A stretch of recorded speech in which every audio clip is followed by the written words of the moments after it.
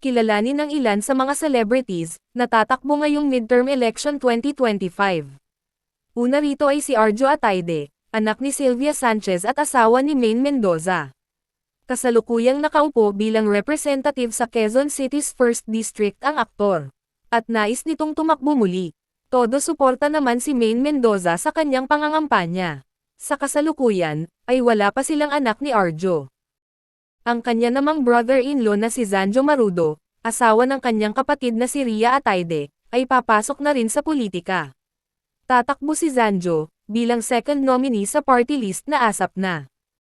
Si Richard Gomez Ogoma, ang kasalukuyang representative ng latest 4th District. May nakahain umanong disqualification petition sa kanya, dahil umano sa pinapakalat niyang pekeng balita sa Leyte. Ayon sa chismis, ay dahil umano kontra sa kasalukuyang administrasyon si Congressman Richard Gomez, kaya hinainan ng disqualification petition. Si Richard Gomez ay asawa ng dating model na si Lucy Torres, na kasalukyang mayor ng Ormoc City. Sunod ay si Marco Gumabaw, na nababalita ang hiwalay na, sa kanyang nobya, na si Christine Reyes. First time na papasok sa politika si Marco, at tatakbo siyang congressman sa Camarines Sur's 4th District. Kaya raw tahimik ang kampo ni na Marco at Christine, tungkol sa kanilang hiwalayan, para umano di maapektuhan ang kanyang kandidatura.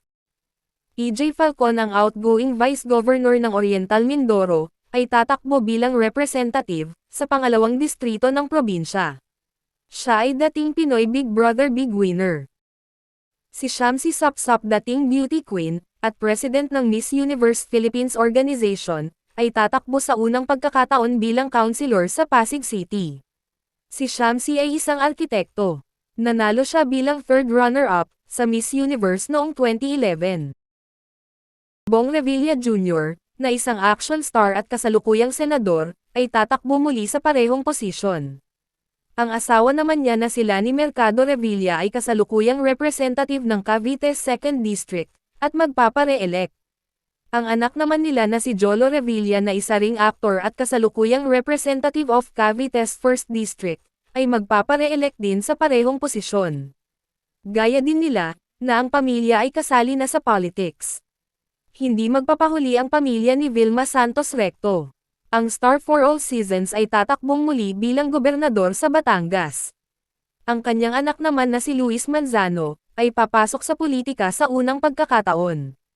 Ang TV host actor, ay tatakbo bilang Vice Governor ng Batangas. Ang kanyang half-brother naman na si Ryan Christian Recto, ay tatakbo bilang kongresista sa ika-6 na distrito ng Batangas. Ito ay dating posisyon ng kanyang ama na si Ralph Recto, na kasalukuyang Finance Secretary ng bansa. Nahaharap din sa kontrobersya ang kanilang pamilya dahil sa isyong political dynasty. Si Willie Revillame ay papasok na rin sa politika. Ang television host, ay tatakbo bilang senador. Si Lito Lapid, na isang veteranong aktor, at kasalukuyang senador, ay tatakbo muli bilang senador sa kanyang ikatlong termino. Si Tito Soto, na dating Senate President at host ng Eat Bulaga, ay tatakbo muli bilang senador. Ang kanyang pamangkin na si Vico Soto, na anak ni Vic Soto, ay ang kasalukuyang mayor ng Pasig City. Ilan pa sa mga artistang tatakbo ay sina Jimmy Bondoc, na isang singer at lawyer, ay tatakbo sa Senado. Si Philip Salvador, isang action star, ay tatakbong muli pagka-senador. Ang Tulfo brothers na si Ben at Erwin Tulfo ay tatakbo din sa Senado, gaya ng kanilang kapatid na si Raffy Tulfo. Si Alfred Vargas, na kasalukuyang councilor ng Quezon City's 5th District, ay magpapare-elect. Si Enzo Pineda, former starstruck finalist at boyfriend ni Michelle Vito, ay tatakbong councilor sa Quezon City's 5th District. Si Angelo De Leon, na sikat noong 90s, ay tatakbong councilor sa Pasig City. Si Aiko Melendez, na sikat din noong 90s, at kasalukuyang councilor ng Quezon City's 5th District, ay magpapare-elect. Si Alger Abrenica, na ex-husband ni Kylie Padilla, anak ni Robin Padilla, ay papasok na rin sa politika bilang konsehal sa Angeles City, Pampanga. Kasalukuyang nasa relasyon sila ni AJ Raval. Si Marjorie Barreto, ina ni Julia Barreto, na kasalukuyang naharap sa kontrobersya dahil sa kanyang ex-husband na si Dennis Padilla, ay tatakbo bilang konsehal sa Caloocan City. Hanggang ngayon, ay hindi pa rin sila nagkakabati sa kanyang mga kapatid na si Claudine at Gretchen Barreto. Si Aramina, na dating sexy star, at kapatid ni Christine Reyes, ay tatakbo bilang konsehal sa Pasig City. Si Angelica de la Cruz, ay tatakbo bilang Vice Mayor ng Malabon City.